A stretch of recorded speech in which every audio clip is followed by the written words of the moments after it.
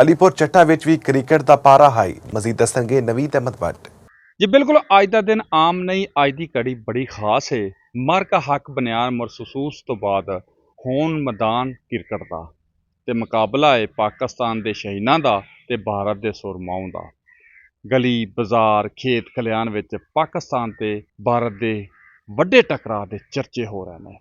ਹਰ ਦਿਲ ਹਰ ਸਾਂਸ ਇੱਕ ਨਾਂ ਹੀ ਪੁਕਾਰ ਰਹੇ ਨੇ, ਜੀਤੇ ਬਈ ਜੀਤੇ ਪਾਕਿਸਤਾਨ ਜੀਤੇ। ਨੌਜਵਾਨ ਤੇ ਵਡੇਰਿਆਂ ਨੇ ਕੰਮਾਂ ਕਾਜਾਂ ਨੂੰ ਮੁਕਾ ਕੇ ਟੀਵੀ ਸਕਰੀਨਾਂ ਤੇ ਨੇੜੇ ਬਹਿਣ ਦੀਆਂ ਤਰਕੀਬਾਂ ਬਣਾ ਰਹੇ ਨੇ। ਬਾਜ਼ਾਰਾਂ ਵਿੱਚ ਝੰਡੀਆਂ ਤੇ ਟੀ-ਸ਼ਰਟਾਂ ਦੇ ਬੈਨਰਸ ਦੀ ਬਹਾਰ ਹੈ ਤੇ ਹਰ ਦੁਕਾਨਦਾਰ ਆਪਣੇ ਰੇਟ ਨੂੰ ਕ੍ਰਿਕਟ ਆਫਰ ਨਾਲ ਲਪੇਟ ਕੇ ਬੈਠਾ ਹੈ। ਯਾਦ ਰੱਖਣਾ, ਇਹ ਮੈਚ ਨਹੀਂ, ਇਹ ਜਜ਼ਬਾਤ ਫਖਰ ਤੇ ਗੈਰਤ ਦੀ ਜੰਗ ਹੈ।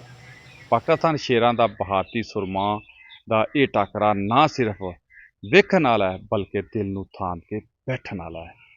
ਬਸ ਇਹ ਸਮਝ ਲਓ, ਅੱਜ ਕ੍ਰਿਕਟ ਨਹੀਂ ਦਿਲਾਂ ਤੇ ਰਾਜ ਹੋਵੇਗਾ ਤੇ ਨਾਰਾ ਗੱਜੇਗਾ, ਜੀਵੇ ਪਾਕਿਸਤਾਨ ਜੀਵੇ ਪਾਕਿਸਤਾਨ। ਜੀ।